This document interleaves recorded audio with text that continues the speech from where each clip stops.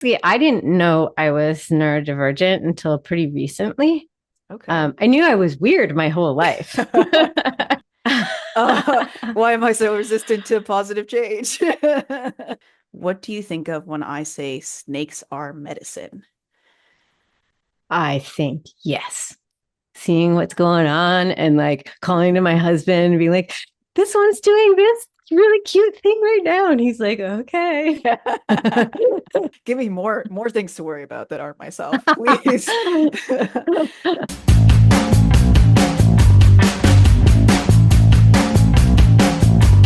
What up, reptile fam? Yes, here, and we're back with another interview. This is a big one that I'm super excited about. I had the tremendous privilege of interviewing Shira from Snake Therapy with Shira Loa. We talked about joy, snakes as medicine, and explored some of the connections between neurodivergence and keeping reptiles as pets. I had so much fun talking about having weird brains in a weird and wonderful world. I really hope y'all enjoy this conversation. Let's get into it. First off, thank you so much for your time and your openness. I want to start by getting to know each other a little bit, mainly who is in your animal family and how long have you been keeping reptiles? Okay. Well, right now in my animal family, and I love that you called it family and not collection, by the way, Yeah. because I dislike that word. My animal family is, or my reptile family is Anu, my Mexican black king snake, Hobbs, my Tarahumara mountain king snake, Helios, my Dominican red mountain boa, Olorin, my Dumerils boa, Severus snake, my BCI. He's a morph. And Galadriel and Nymeria are Colombian rainbow boas. And I have Zenith, who's a Western Madagascar tree boa, and Elora. She's a Japanese rat snake. Wow, almost And all boas. almost, no, I mean, I have two king snakes and a rat snake. So I've got some colubrids. I would love to have a python someday, but I have capped my animals for the time being. Yeah. um, and as far as how long I've been keeping, it's kind of, I mean, technically, I've been keeping for well over 20 years because I got my first snake when I was 18. Uh, but really, I had no idea what I was doing back then. And so, after 20 years with him and a couple other snakes, when he died, I took a break for a few years. And when I did get back into it, I was like doing it totally differently. I was, much more, I was researching, I was much better. Yeah. And so I kind of feel like I've only been keeping for 5 years. Well, Yeah. you know what I mean? Yeah. No, So, yeah. that's super fair. I mean, I started 3 years ago, and I would say the last 2 years I've been solid. That first year was just me having a few snakes and Hmm. feeding them, reading care guides, but like not really like thinking about it, you know? Right, Uh, right, right. there was like a really big shift for me when I learned about like choice-based handling and like got into like the bioactive end of things where I was like, oh, okay, like this could get a lot more complex and like enriching and like I need to think about them as whole entities, which is like weird that that's like not the default, but Right, right. Well, I mean, that is, it's sad that it's not the default. And there's a lot of issues that I have with that. I mean, for one, I mean, back when I started, nobody really knew very much. But the pet store that I got my snake from gave me the worst information and very little of it, yeah, but that's still happening, unfortunately. Um, so I see that as a pretty big problem because, people get into this and they're told that it's easy yeah, and it's just, they're fine. You don't really have to think about it. And that's unfortunate, you y- know? yeah. They're definitely less needy than like my dogs, but I wouldn't call their care easy. Like I've definitely spent a lot more time doing research for my snakes and my lizards than I have for like my dogs. Yeah, for sure. Um, Yeah. okay, so since this conversation is specific to neurodiversity, do you feel comfy sharing some of what makes your brain weird? Yeah, totally. My brain is definitely weird. I mean, firstly, I didn't know I was neurodivergent until pretty recently. Okay. I knew I was weird my whole life, but I didn't understand why my brain did what it did. And to be honest, I spent a lot of my life masking with different substances as well. So it was hard to really get an understanding of why I was weird and how my brain functioned. But once I stopped doing that and like did more research into neurodiversity and ADHD, I was like, oh.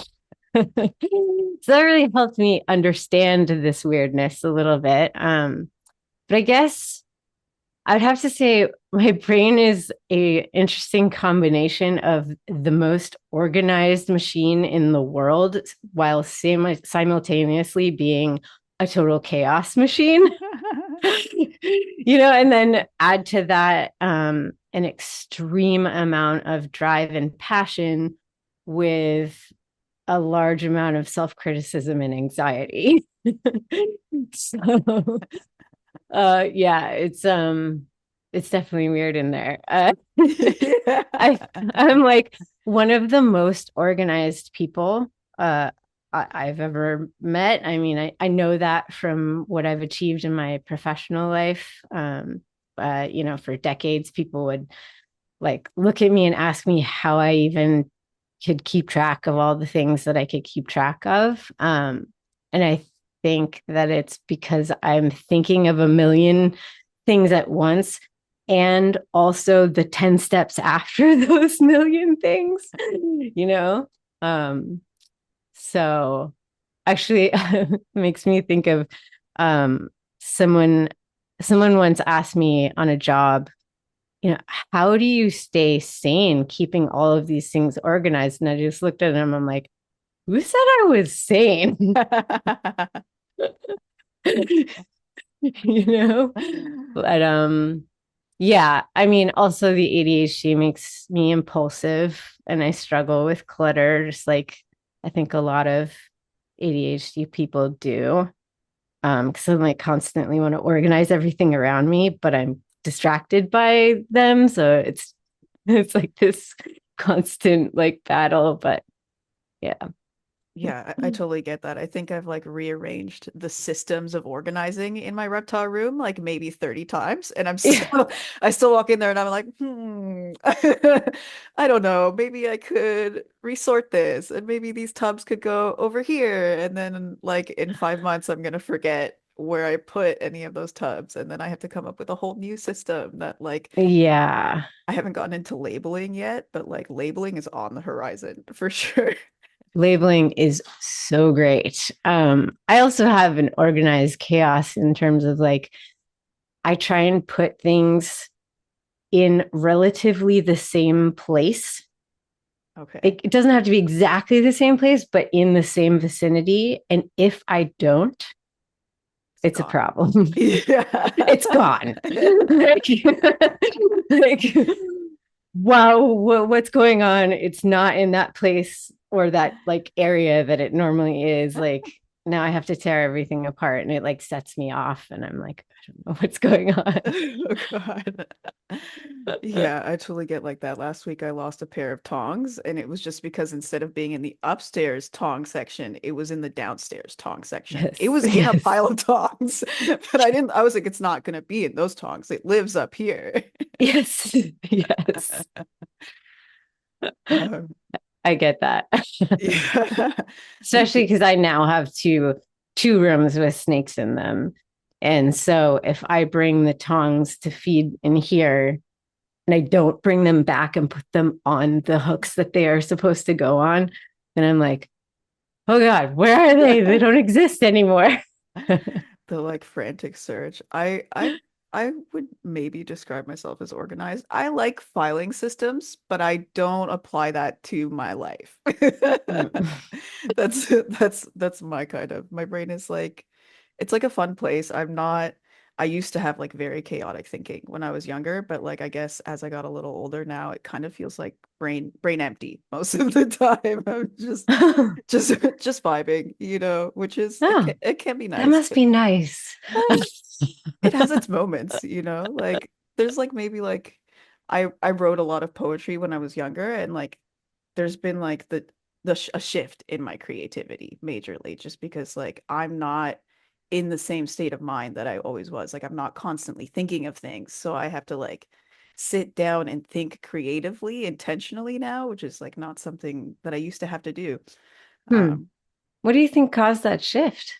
I don't know. I was like really severely depressed and anxious, probably like my first 22 years of life. Mm. So there was just like a lot of feelings, like a lot of really big anger and sadness and resentment, just at like my life and the world, you know.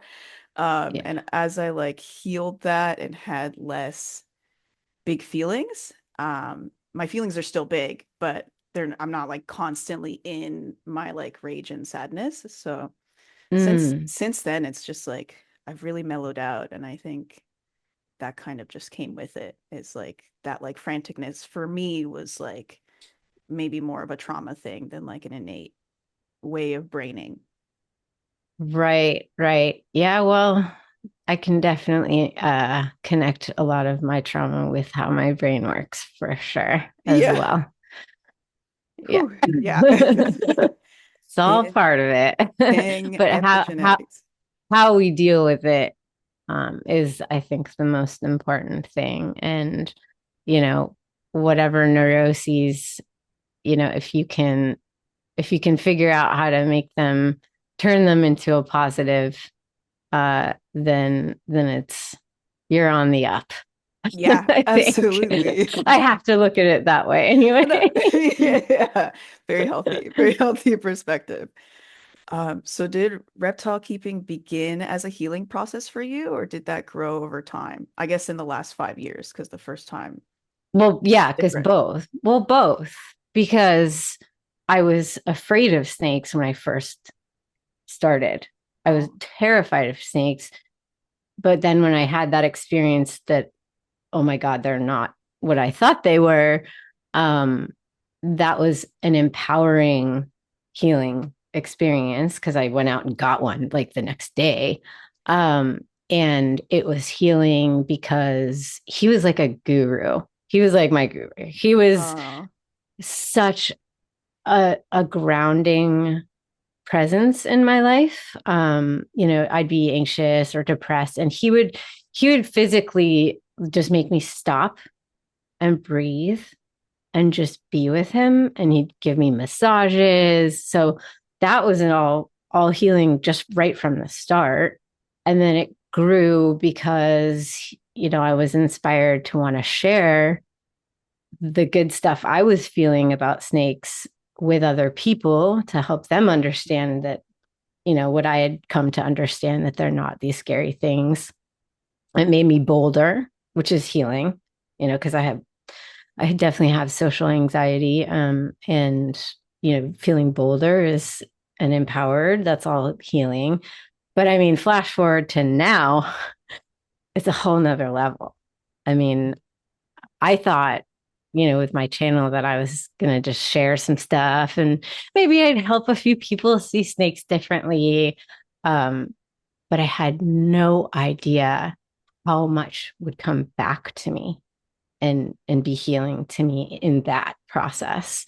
Um, with the people that I've been connecting with, the community that it's created has been so incredibly supportive, provocative, inspiring. The amount of gratitude and positivity in my life has basically like exponentially just exploded.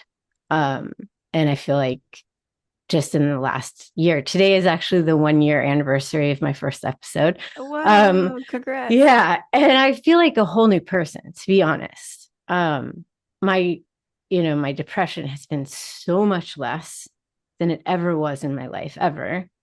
And that's because of the animals, and they bring me calm and joy and just being, but also because of that connection that's come from talking with them about others who feel the same or who even don't feel the same, you know?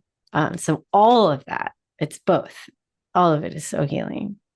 Wow, that's really beautiful. I guess I hadn't like I know it because I've also like felt a lot better in having community around animals, but I guess I hadn't considered like what a big impact building that community and having that affirmation back as you're like putting out vulnerability in the world would like also have on your own like emotional well-being. Oh my God, it's been incredible, to be honest. And especially talking with other neurodiverse people, giving voice to other neurodiverse people, or even just talking about it and having people say, like, I feel seen just hearing somebody talk about this. This is healing for me. It it's then so healing for me, just being like, wow, that is just awesome. Like I had no Yeah. idea. So yeah, it's like it's just, this just snowball. Yeah. It's really awesome. I know for me, I've like definitely felt corny in moments in the past, not just in like sharing about my animals, but also just like when I was writing poems and stuff and performing them more often. Like there would be times where I would write something and I would be like, nobody wants to hear this. And like most of the time it would be the thing that people would come up to me and be like, hey, hearing that actually made a really big difference for me. Like I see Mm, myself in you and being able to see myself mirrored in the world makes me feel less alone. Like, and I think it's really easy to like overlook the importance and impact of that. But like we're wired for connection. Like we need that seeing each yeah. other, and being seen. People want to see authenticity. Yeah. They do. And I have always been a pretty vulnerable person. And although that's really scary sometimes, it's also a strength. And especially now, I feel like that's what people are connecting with. And I've heard it time and again, like, be your authentic self. That's what people really want to see, Yeah. you know? Um, yeah. Yeah, definitely the inauthentic like seems to do well algorithm wise, but I think there's like Yeah. a lot a lot of value, a lot more value I think brought to like community through people just being real, just being really real. Yep. Yep. And I'm not here for that algorithm. Yeah. It could kick rocks. Okay, so I became familiar with you through the interview that you did with Dylan at Animals at Home. I really related to what Dylan was talking about when he was talking about inertia and how like you can get stuck and having these like care tasks can help you get moving again. Can you talk about like what routine and like needing having these animals that need you around has like meant for you personally? Yeah. I mean, I've always been a creature of habit, I think. And I'm realizing this right now is that I think routines make me feel safe. Oh yeah. Um, this is a great question. Okay.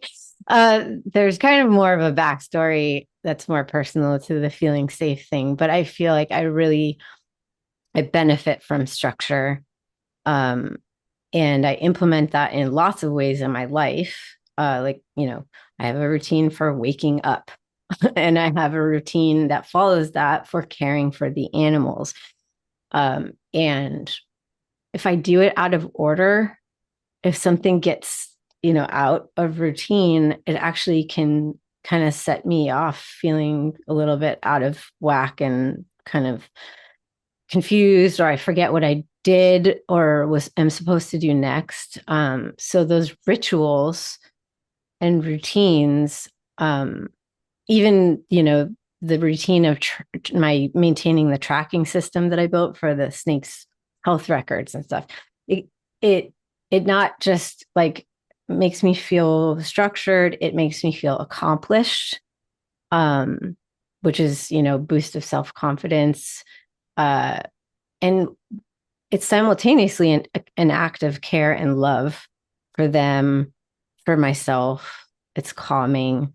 Um, so all of those things, if I feel stuck or unsure of what to do next, that helps push me forward. And if I get in a place where I feel stuck, um, yeah, I guess one of the things I can do if I'm like stuck is I could just the habit of walking around the enclosures and checking on them, can be a reset a little bit.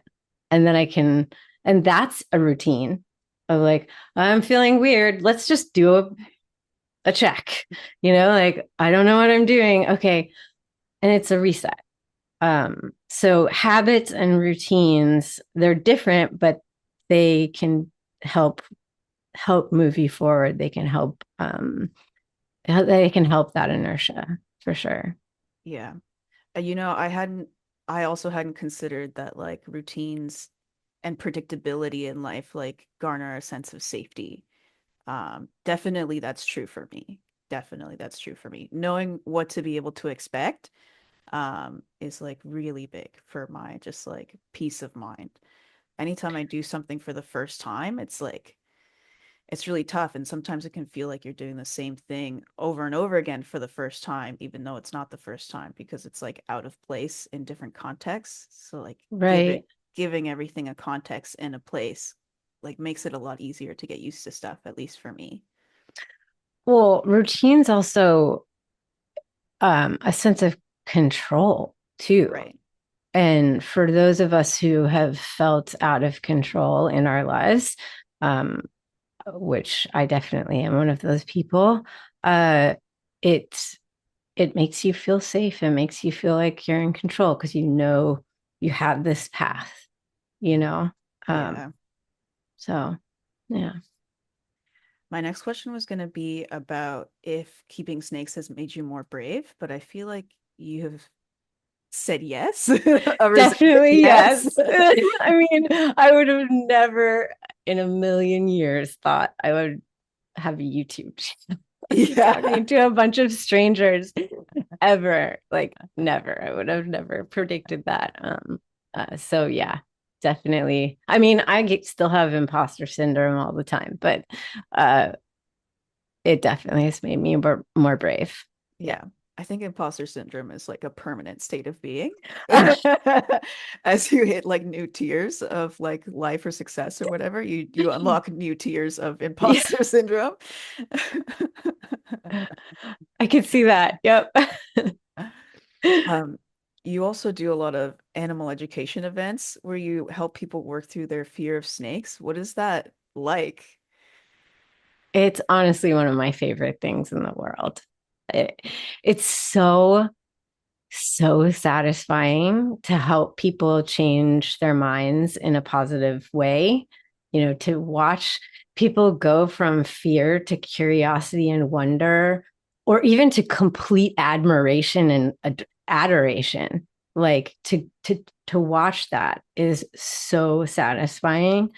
Um, and also I've had to learn I've had to learn how to interact with people in a much more empathetic way. And I'm already a very empathetic person, like sometimes too much. But you have to tap into that so much when you're dealing with people who have, a strong bias against something their entire lives, you know, um, like a snake, if somebody who's been afraid of snakes all their lives, and learning how to gauge what will ease them out of their particular point of resistance. It's not a one size fits all thing either. So you're self-reflecting and you're kind of like processing and interacting and gauging them.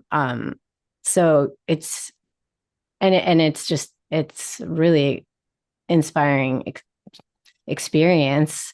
And on a personal level, it's taught me a lot more patience, Yeah. a lot more acceptance without despair, too, Yeah. because you're not going to win everybody over and you can't take that personally.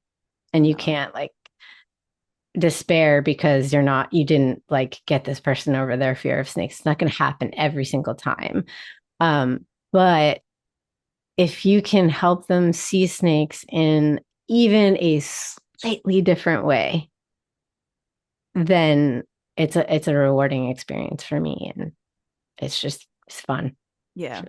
And you never know what kind of seeds you're planting for the future, you know? People's minds sometimes take some time to open up. I'm one of those people who like you'll tell me something that I should open up my mind to, and I'll be like, heck no. And then an hour later, I'm like, oh man. Why am I so resistant to positive change? Yeah, yeah.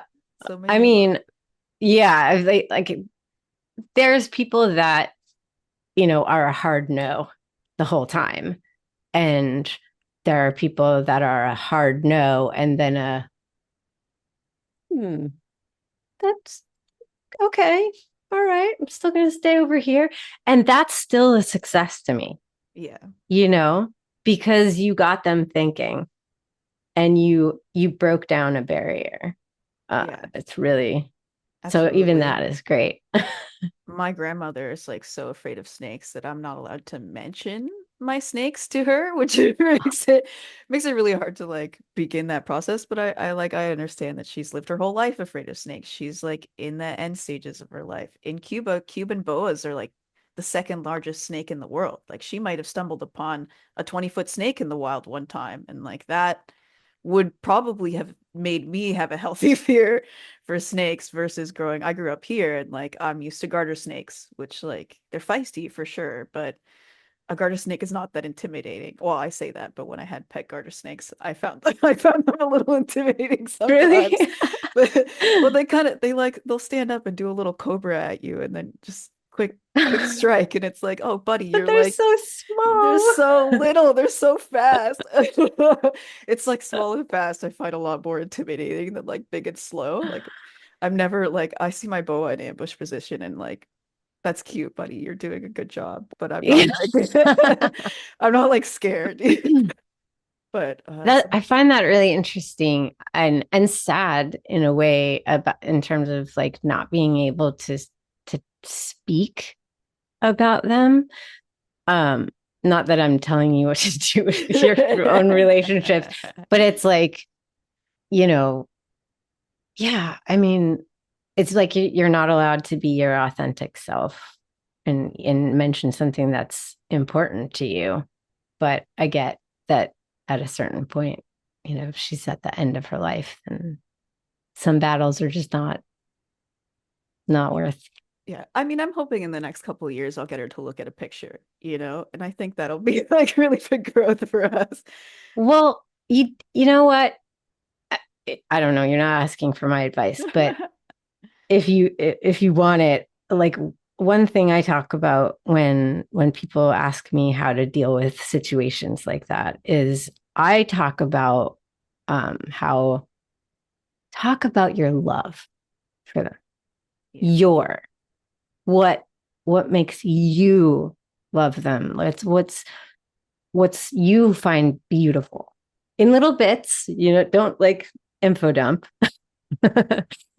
but making it more personal. um that's kind of one way of helping when it's somebody like a family member Yeah. where they love you, so if it's about you, sometimes it works, Yeah. sometimes not. Yeah. Yeah, just a thought. Yeah. We'll see. We'll see how she goes. Okay, so I really wanted to talk about snakes and reptiles in general as medicine. My ex-psychiatrist described me as someone with treatment-resistant depression, and wanted to send me for like electroshock therapy. I resisted that too, and I stopped seeing her.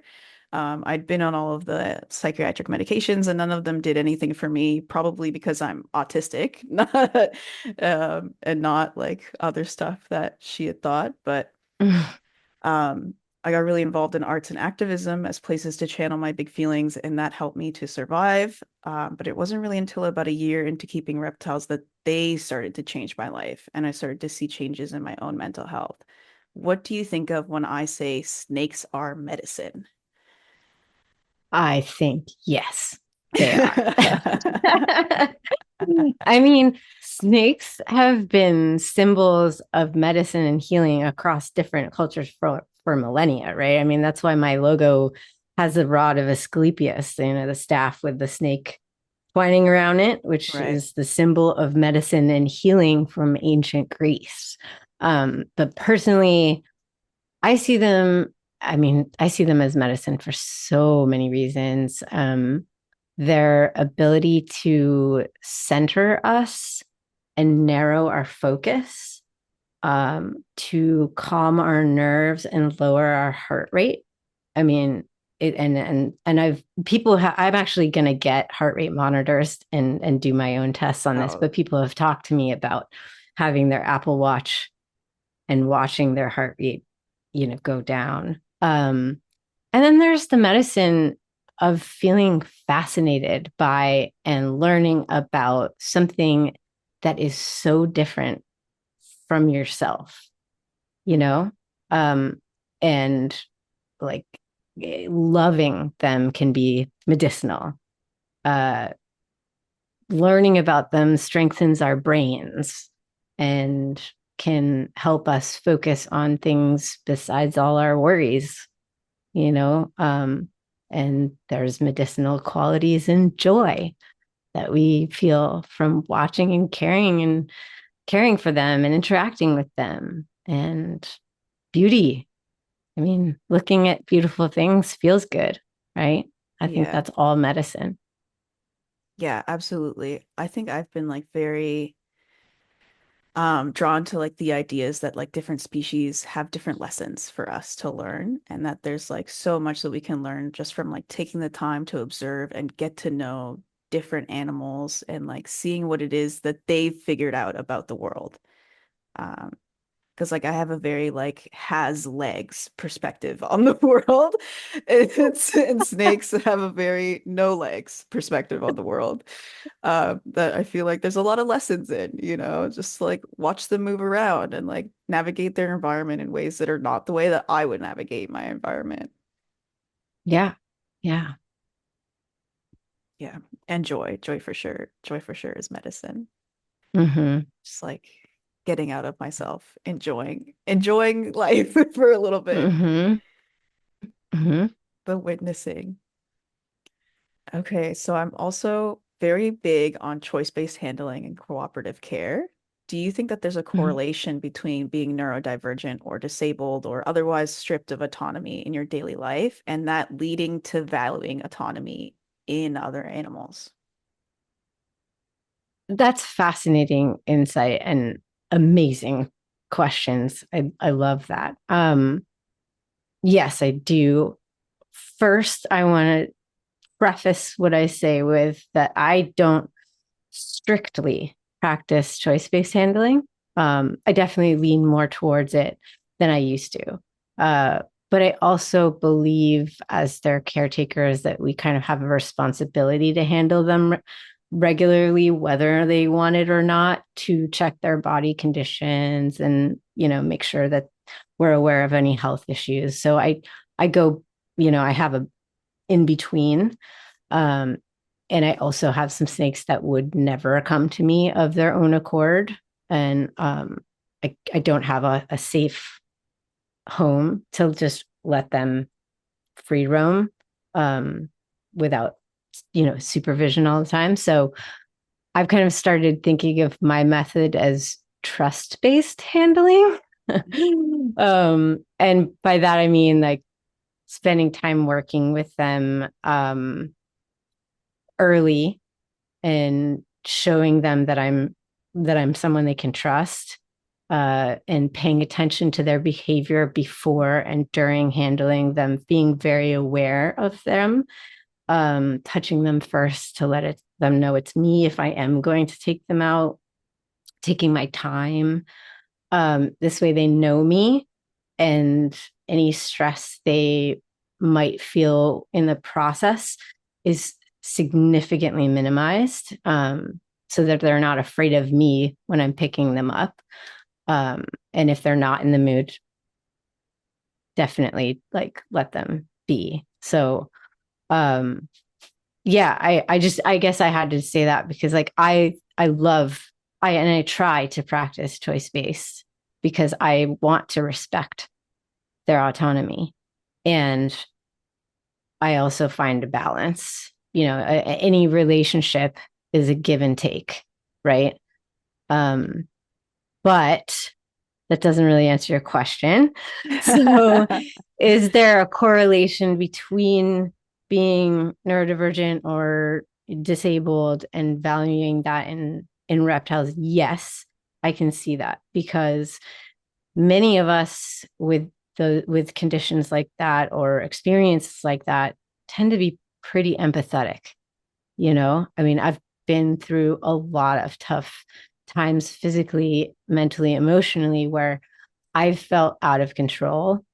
And so when I think of anyone else, human or reptile, feeling that way, I feel it. Yeah. So my extreme empathy certainly informs my respect for others' autonomy, including my animals. Um, and I know they have feelings. We've proven that they can feel and think. Um, and so I act accordingly, uh, as much as I possibly can. Does that answer your question? Yeah, absolutely. I would say like what you're describing still sounds like choice-based handling to me. Like you still have to like if they're laying in poop, get them out of the poop. Even Yeah. if they even if they don't want to. Like we have a responsibility to like check on their body condition sometimes and like Yeah. see how they're doing. But Yeah. it's I think for me the idea of choice-based the definition is more like not just picking them up whenever you want to, like taking into Right. consideration like what they're feeling in the moment. If they're feeling curious and open, if they would come check you out. Otherwise, leaving them alone. I think Yeah. of my four snakes, only my Russian rat snake would ever just come on out to me because he's like just a Russian rat snake. He's naturally bold. He's curious. He's not a ball python. He wants to know what's going on. My ball python comes out maybe twice a year, and Oh, then wow. otherwise I just like check him out, But I had him as my first reptile, and like I force handled his whole first year because that's all I was hearing online was like you got to pick them up. You got to just confidently, quickly pick them up so they can get used to it. And like Mm, he did not respond well to that. He's like in a place where now he's like, I don't like now he'll come out in the open after 2 years of being left alone. But there was a good year there mm, where it was like, I didn't see him at all. And I was like, I just have to trust that you're okay. I'll check you out every once in a while. But like, leave you mm. alone. And like now with time, I can sit with him. He'll come give me little bleps, but he doesn't want to leave his house yet. And like that's fair. I also don't have any way of them like coming out without interacting with me, which is something that like I really want to Me too. add. It's like get a little play tent, get a branch or something that goes from their enclosure into the play tent and let them choose to come out without having to come to me because they don't always want to hang out with me, which is fair. It hurts my feelings a Right. little, but it's but it's fair, you know. I mean, yeah, I totally see where you're coming from. I do feel like all of this is for me anyway. The goal is a relationship that's mutually beneficial. Yeah. They did not choose to be in captivity, and I recognize that. Um, but they're getting really good lives. Yeah. And I go the extra mile all the time to make sure that they feel safe they have clean, enriched environments, that they're fed, that they're healthy. So asking them every once in a while, you didn't ask for this, but I need you. Yeah. And can you give me some love and some comfort?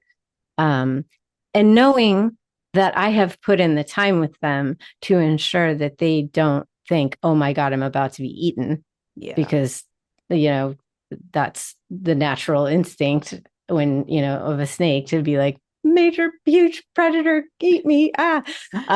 And so if, I take my time with that process, and it looks different per snake.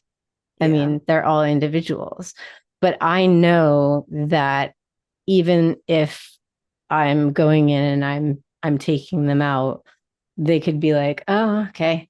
But they're not like, "Oh my God," because they Yeah. know it's me. So it's not harmful to them. And I'm not going in and just, scooping them Yeah. up when I do that. So I feel like, relationships are two-way streets, Yeah. you know. Yeah. Okay. Do you think that we also touched on this already, but I'm gonna ask it anyway. Do you think that Okay. deeper human animal connection can help us connect more deeply in other areas of our lives? Absolutely. I mean, the more you connect with the animals in your care, the more you appreciate wild ones, the more you appreciate the habitats that they came from, the ecosystems that need them in order to be balanced. The connection fosters empathy and compassion as a whole. And yeah, interestingly, I think I've actually developed more empathy and compassion for humans as well after connecting more deeply with snakes. Yeah, that's super fair. I definitely see that I've developed a lot more tolerance and forgiveness and compassion for myself and for others in Mm, this process of learning, like being able to see that I started with a ball python on Aspen, So I've come a long way in that yeah. time and being able to forgive myself for not knowing and forgive other people for not knowing and being able to see the intention in things in ways that I maybe wasn't super keyed into before. Hmm. Okay, now I want to talk about joy. I think a lot of the medicine of having reptiles, like we've talked about, is getting to witness them, getting to watch them do their natural behaviors, be comfortable, get up to shenanigans. Hmm. What specifically about your little snake family brings you joy? Well, definitely that. I mean, I love just like watching them do their thing and like whatever their different things are. Um, I giggle a lot, Yeah. especially with that girl. My rat snake, she just makes me laugh all day long. I'm like, what are you doing now? Like hanging upside down and peeking at and looking at me in funny different positions. And it just all day long. I'm just like, oh, or yeah, and it makes me stop. I'm always doing. I have I have I have trouble sitting still and not doing something. I mean, I could be sitting, but I'm still doing. And so there's a joy in like they help me to stop for a second and just be happy and Yeah. enjoy something has nothing to do with me. Um, and like doing the rounds in the evening when all the nocturnal buddies come out and like seeing what's going on and like calling to my husband and being like, this one's doing this really cute thing right now. And he's like, okay. And um just observing them and that's it doesn't even have to be a physical interaction, which is cool. Yeah. Um being that's all of that's kind of what being mindful of snakes sort of encompasses for me. Yeah. Yeah. And also watching them bring joy to others is gold. That is so much joy. I mean, when I bring my snakes on little zoo gigs and they're received well, or the kids are just like, oh, that is so much joy. I Yeah. love it. Oh man, kid energy when they're learning about stuff is like the best. Top tier energy of It like can be. It kid can be. It can excitement. be kind of intense. Yeah, well, I don't have kids, so it's easy for me to say. Yeah. Uh, I love rat snake shenanigans. Probably also top tier shenanigans is the stuff that rat snakes can get up to. Yeah. One time my Russian rat was like digging in a corner and he kind of seemed like he was stuck. So I went over and I dug his little head out so he could pull himself out and he fucking whipped around and whipped his little tail at me, looking at me like I pissed him off. And I was like, buddy, you are the one. You were the one that got stuck in a hole here. I didn't stick you in the hole. He got over it and moved on. Yeah, I also call my partner all the time, be like, you gotta get in here. Lily's in a paper towel roll. And does your partner feel the same way about them as you do, or is it? He'll come and look and he'll be like, oh, okay, cool. He loves animals, but he's just like not a responsibility kind of guy. So like me, I thrive. I'm flourishing on having this many daily responsibilities and care. I'm like, oh yeah, add more. Put give me more things to worry about that aren't myself, please.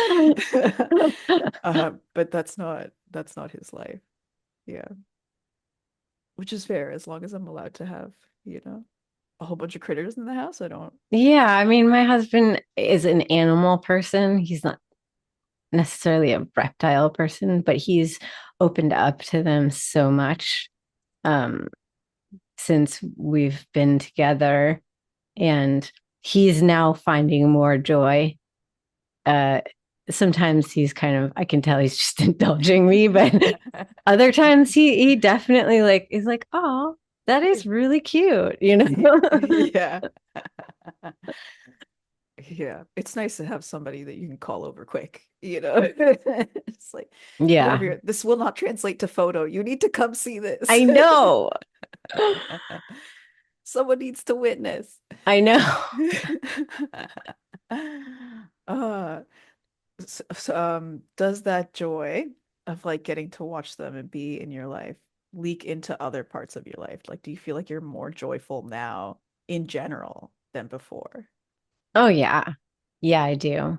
As I said before, I feel like my depression is so minimal now. Um, and that joy, it's just infusing everything. It's it's my motivator. It gets me up in the morning. It's like, what am I going to do for with this today? How am I Yeah. going to funnel this into something? What am I going to create with this today? And it's much more of a purposeful, a sense of purpose than I've had when it's like, I was an artist all my life, um, and creative person all my life, but it was like making to make stuff, and that could send me in a hole sometimes. It didn't always feel good. Yeah. Um, but now I feel like there's just like all this joy in sharing, and yeah, definitely leaks out. Yay. It's like a different kind of art. Hmm. Because it is still an art, making YouTube videos is like a very Or enclosures. or enclosures. Oh my gosh. Some people's enclosures online are like mind blowing. Just mind I've blowing. Yeah, I've been spending. I mean, this one took a couple weeks, but my Mexican black king snake took like a month and a half. It's 10 feet, so it's like Oh huge. wow. And I'd never done it before, like really, really gone for it.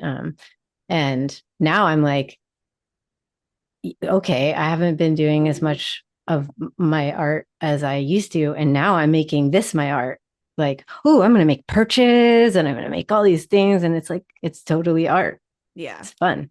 Learning all the Yeah. different colors that go into making like naturalistic stone and like Mm-hmm. thinking Yeah. I about have their work to natural do on that. environment.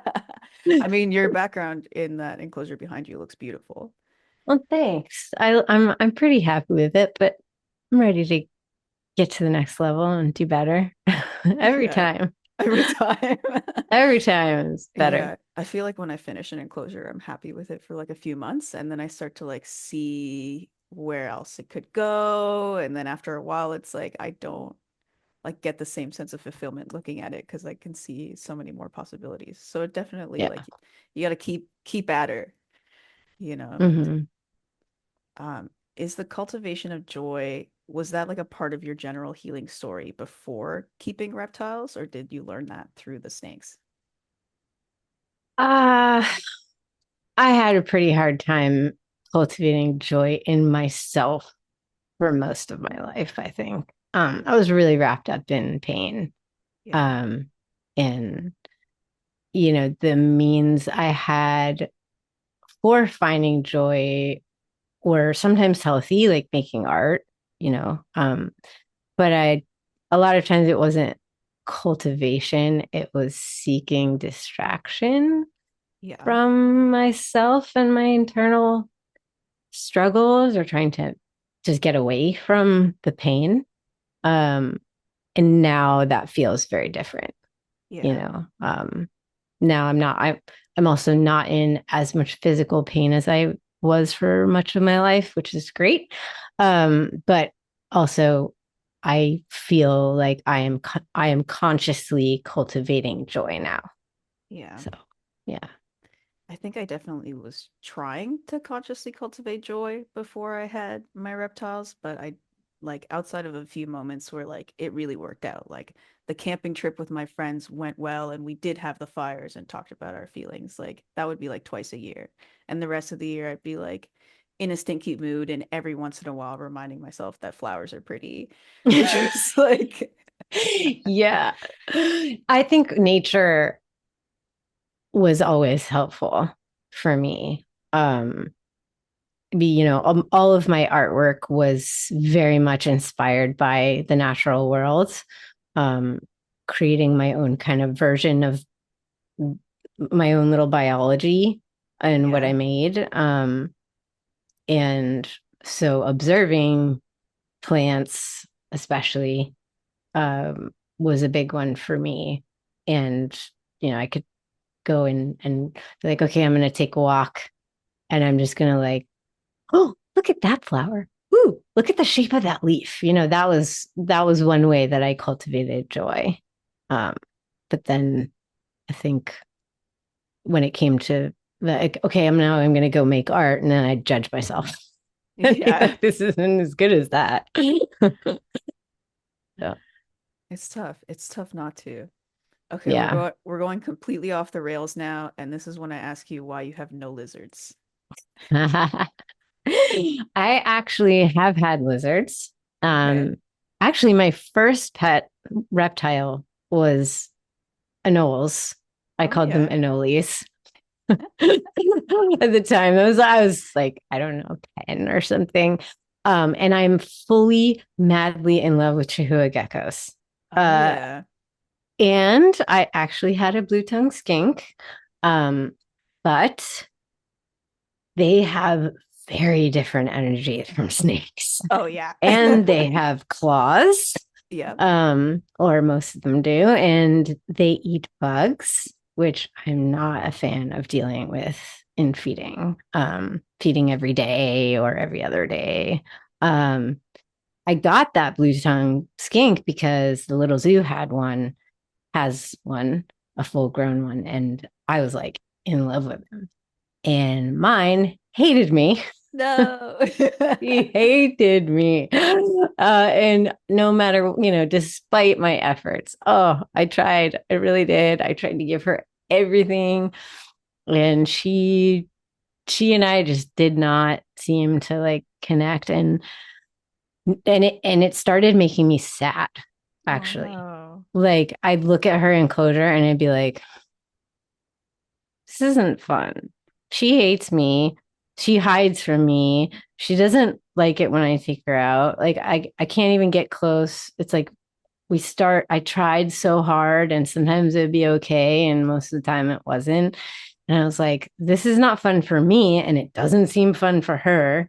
And it ended up working perfectly that my friend Keely from the zoo wanted her, was like totally excited about her. And now she's got a great life. And I would never have just like been like, well, I'm done. I was like, oh well, I now have a blue tongue skink for the next 15 years or something that hates me. That's just Yeah. what's gonna happen. But luckily, um, she has a great home and everybody's happy. Um, so yeah, the it's not that I don't like lizards. I actually think they're amazing. And someday I would love to have a Chihuahua. Yeah. Um, I just don't feel the sense of kinship and calm with them yet, Yeah. except for the Chihuahua that we got, the little zoo got one, and I was just like, oh, Yeah. so amazing. I mean, they're never gonna wrap around you and like make you feel good. Maybe one or two of them will sit on your lap for a little while to watch TV, but they're definitely going. They're fast, Yeah. especially the little ones. They're Yeah. really fast. Oh, I'm sorry But the she hated you. Chihuahua, yeah, it was a bummer. I mean, she was gorgeous. She is gorgeous. She's still alive. It's not like she's dead. She's gorgeous, and I think probably much more socialized now Yeah. than when I had her. So, but yeah, it happens Yeah. sometimes. I think I've always had like a soft spot for like grumpy, like pissed off animals.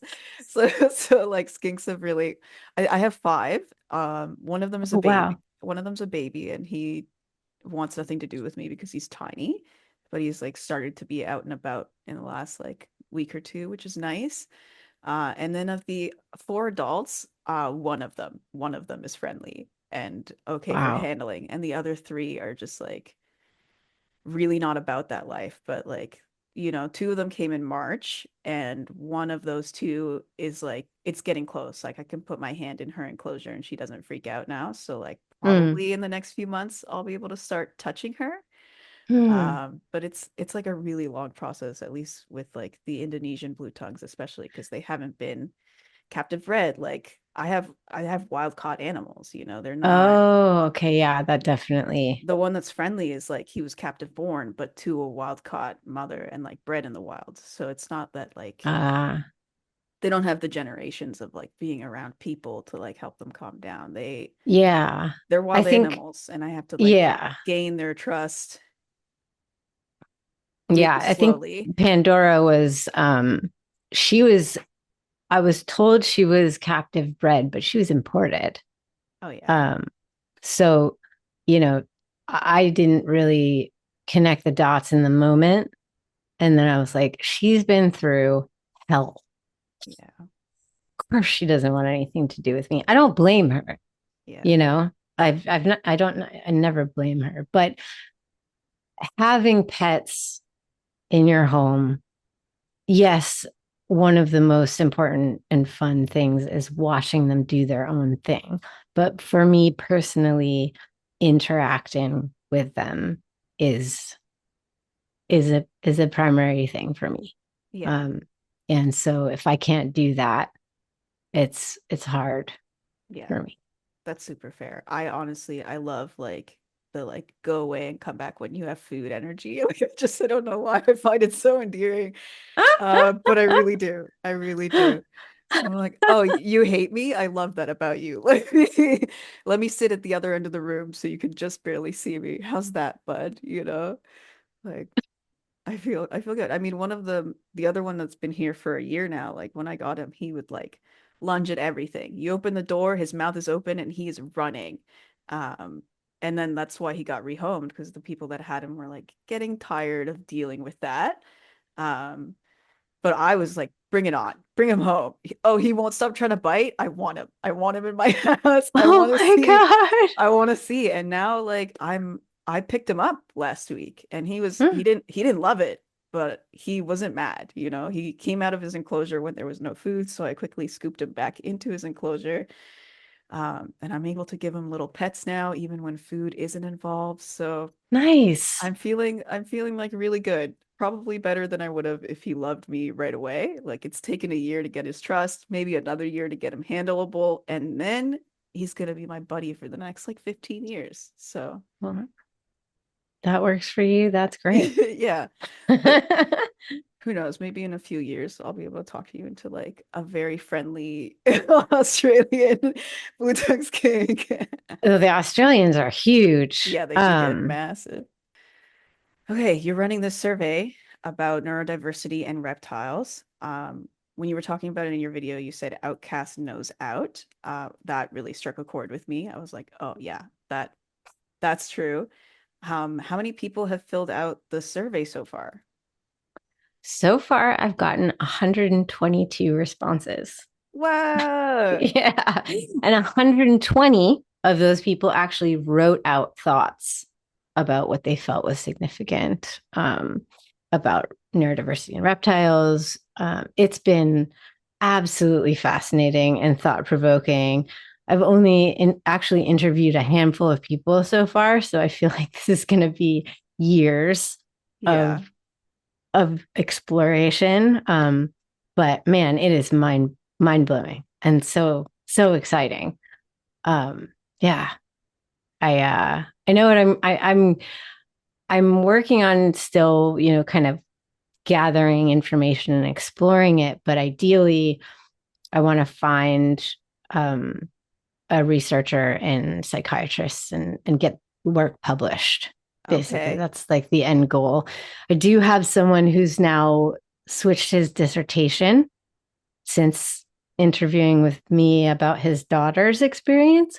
Switched his dissertation to focus on adult learning in reptiles and neurodiversity. So that's a start. Wow. A Yep. PhD in the works. Yeah. That's Yeah. cool. So it is moving forward, but there is just the response. I had no idea. Like I was just like, Yeah. oh, this seems really. I'm curious. This is interesting. I'm noticing this pattern. I'm noticing that this might be a thing. I had no idea really how big this was. So that's pretty exciting. Yeah, honestly, I would put money on the fact that like more than 90% of the reptile keeping community is neurodiverse in one way or another. And like I could extend that to like the fish keeping community, you know, Hmm. just these kinds of like nitty-gritty type of hobbies. Yeah, and we need to understand why that is because and we need to talk about the benefits because you know it's not just of benefit to people either.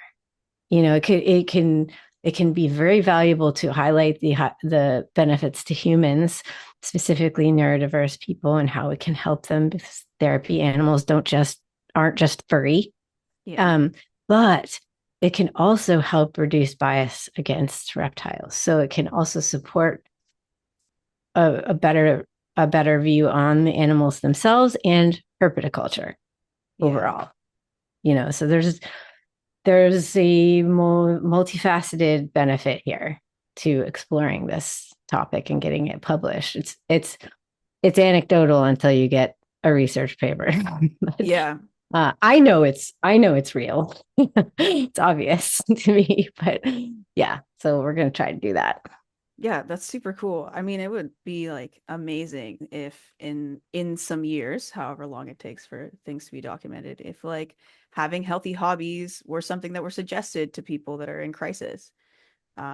Just like, okay, you're in a bad spot, but like you can still brush your teeth and shower every morning. You could probably handle the responsibility of like a snake or a bug. Like what makes you excited? What makes you excited and like how do you pursue that in ways that are healthy Mhm. for you instead of ways that like tear you down. Right, or actual programs specific to neurodiverse people with reptiles. Right. As interacting with them has, I mean, it's significant shifts in Yeah. severe cases too. Yeah. So what if that is part of? a regular program. Like, oh, you have autism and sensory processing disorder. We're going to go do this reptile program. It's going to help. What if that was a thing? That'd be so cool. That Right? would be so cool. So I think it's really valuable, and I'm really excited. It's really fun to Yeah. explore. I mean, thank you so much for doing the legwork of that. And like I'm really excited to see where it goes. Me too. Yeah. So cool. Ah, so cool. So the too. the world could It's get so better. exciting. Yeah. I mean, that's how I feel every day now. I'm like, oh my God, how cool is that? Or, oh my God, this person I talked to just blew my mind Yeah. and confirmed this, or made me reflect on this, or, oh my God, now I need to explore that. And then I have actual data. I have pilot data for all of this stuff. So it's pretty cool. Yeah. Awesome. Well, for the like handful of people that will watch this video on my channel, I will also include the survey link in case there's Yes, anybody please that do. hasn't completed it yet. Keep it coming. Keep it coming. So you can get all of the data. Yeah. Yeah. Oh, amazing. Thank you so much for taking the time to talk with me today and for being so open and for trying to make the world a better place and for taking care of yourself. Oh, my pleasure. It's been wonderful. Thank you so much for having me. Yeah, I super appreciate it. Wow, what can I say? Thank you doesn't feel like enough. I'm so, so grateful to Shira for taking the time out to have this conversation with me. What do y'all think? What does snakes as medicine evoke for you? Is there anything you wish I'd asked that I didn't? Another huge thanks and shout out to my patron, Billy. Billy, you are an all-star. Your support makes a huge difference. All my Patreon funds get invested back into the channel or are used for fostering and rescuing reptiles. We're at max capacity for this winter, so rescues are on hold, but I'm currently deep in the research stage so that I'm able to take on rescue work in a more serious capacity starting hopefully next summer. Stay tuned for that and join the Patreon if you're interested in learning more. With that, a massive thanks to you for making it this far, for caring about caring, and for your support of me and this channel. You're all the best of the best. Endless thanks and love for me, your friend. Yes.